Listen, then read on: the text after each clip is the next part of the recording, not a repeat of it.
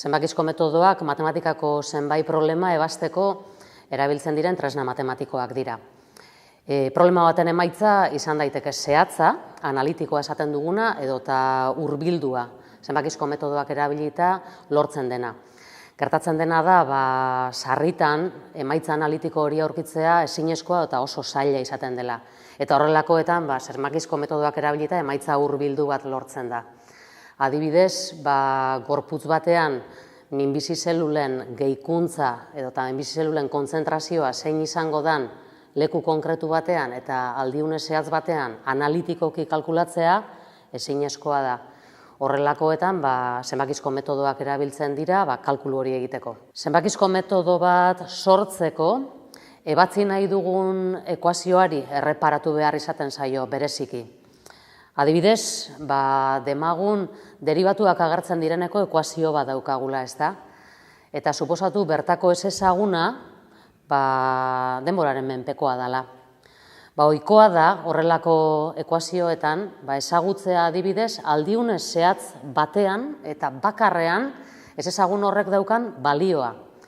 Beraz, ekuazioak ematen dauzkun informazioa erabilita aldiune bakarreko balio hori erabilita eta gero beraz zenbakizko metodoak daukan formula erabilita eta formula horretan eragiketa sinpleak agertzen dira askotan, horiekin nahikoa da beste aldiune bateko, beste aldiune batean ez ezagunak izango duen balioa kalkulatzeko. Zenbakizko metodoak askotariko ekuazioak askatzeko erabiltzen dira.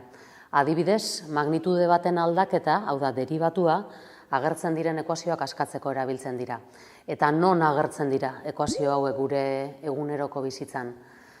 Medikuntzan agertzen dira, baita kimikan, erreakzio kimikoak modelatzerakoan, zirkuitu elektrikoetan, lurrikarak modelatzerakoan ere bai, ekonomian agertzen dira, ohikoa da magnitude baten aldaketa edo tasa izatea eta interesatuta egotea ahalik eta inbertsio egokiena egiten, era horretako problema ekonomikoak askatzeko erabiltzen dira, edota inguratzen gaituzten egituretan, ageri diren A-ek edo bigek, jasango dituzten indarren, pisuen, kargen eraginez, denbora bat barru izan dezaketen deformazioa kalkulatzeko ere bai.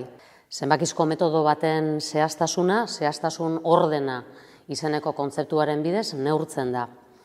Horrela, zenbakizko metodoa izan daiteke lehen ordenekoa, bigarren ordenekoa, hirugarrenekoa eta abar.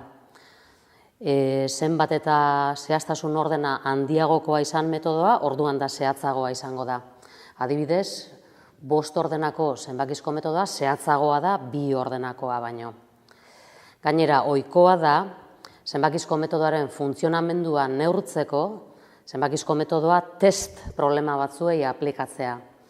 Test problema hauen emaitza analitikoa ezaguna izaten da, eta zenbakizko metodoagaz lortzen den emaitza hurbildua, emaitza analitikoarekin konparatuz, zenbakizko metodoaren funtzionamendua neurtzen da.